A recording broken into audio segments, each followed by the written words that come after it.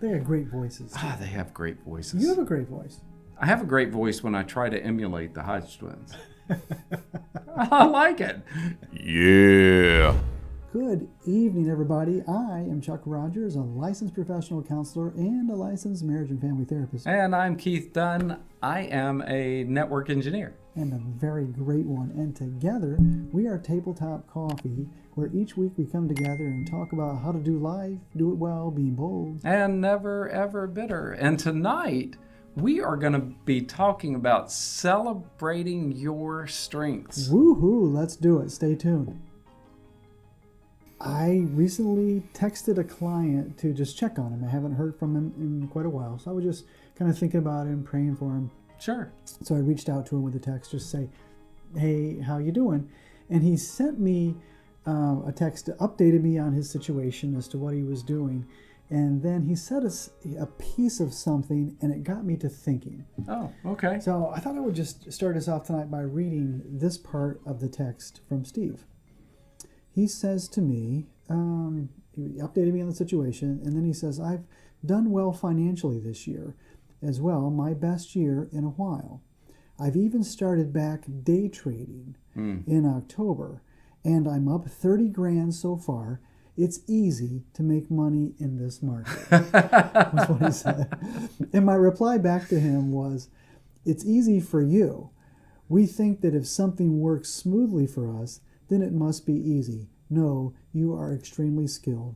Therefore, it's easy for you." Oh, boy, and that's a great lesson to learn, too. Yeah, it is. I mean, isn't that the way it typically is? If Yes. something comes easy for us, we just poo-poo it and say, well, it's nothing special. Right. And I've run into that all the time because I work with computers and I'm working with clients all the time.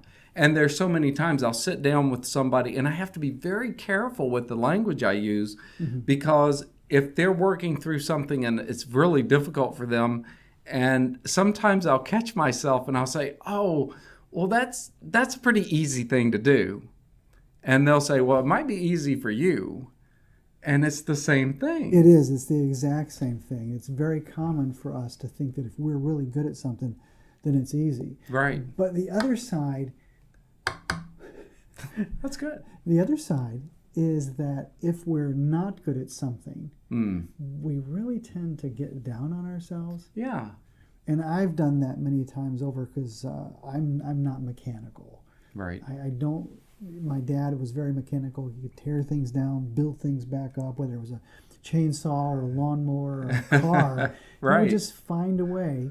And even if he didn't know how to do it going in, this was way before YouTube too. Oh my goodness! He would just get in there and tear it apart and find a way. Try and figure it out.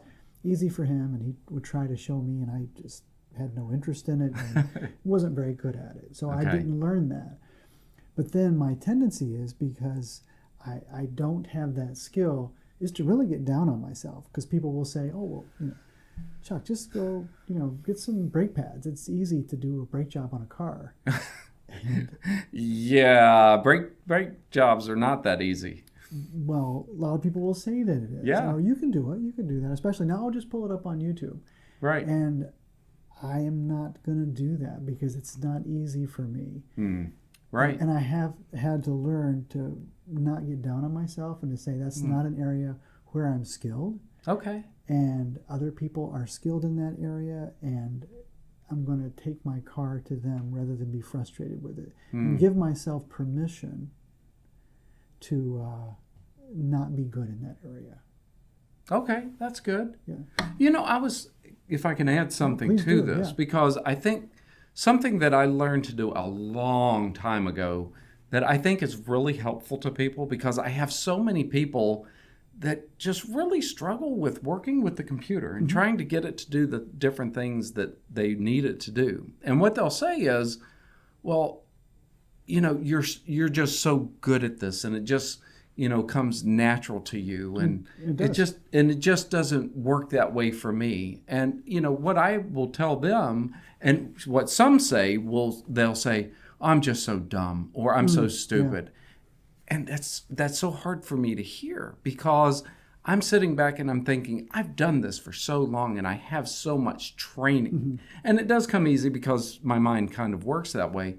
But if, what I've come to say is whatever they do, if they're in insurance or if they're a realtor or whatever it is, I might say, well, if I was trying to sell a house, I would have no idea of where to start. It's a different language. Or if I were trying to sell someone insurance, I would know from the side of, I buy insurance what to say, but selling and knowing all the intricacies, I wouldn't know. So I would feel ignorant in that scenario. So I try to let them know, hey, it's just because this isn't something you deal with all the time. And I'm guilty of it too, because I used to kind of downplay my field of expertise. I would say to people, right. well, it's not rocket science. It's just communicating. That's right. And Kim told me one day, she said, you got to stop saying that, because she says, you're very skilled at what you do. And David Burns said it this way too. He says, we've already got people on the moon and are working on Mars, but we still can't talk to one another. Right. So it really is kind of rocket science to be able to do what I do. True. And I'm going to share something with you guys that happened just a couple of weeks ago. Chuck and I were talking, and he made the statement to me, well, not everybody knows how to communicate as well as we do. And I was like, dude, don't put me inside that same boat with you. I'm in a little tugboat back here, and you're on this massive ship. He communicates very well. Oh, my, but nothing. I mean, Chuck has had so many years of training and working with people, so he's in a different area. I'm working on it and trying to do a lot better with it, but yeah. So case in point. Yeah, it's a big skill, and you really need to celebrate your skills. Yes. Celebrate your strengths. And then decide if those weak areas are something that you want to work on. Maybe maybe put time, energy, effort, or money into progressing with that skill. Right. Or just say, that's just not an area where I'm skilled, and I'm going to put my time, energy, effort, and money into other places, and just allow yourself to not be skilled in that area. Man, that's something great. All of us can learn from that. Yeah, hope so. Yeah. Hope that was helpful for you. If it was, please go down and subscribe and ring that bell so that you're notified of future episodes. Yeah, and be sure and like it. Share this video with your friends. Help us grow this channel. Yeah, thanks everybody. Until next time.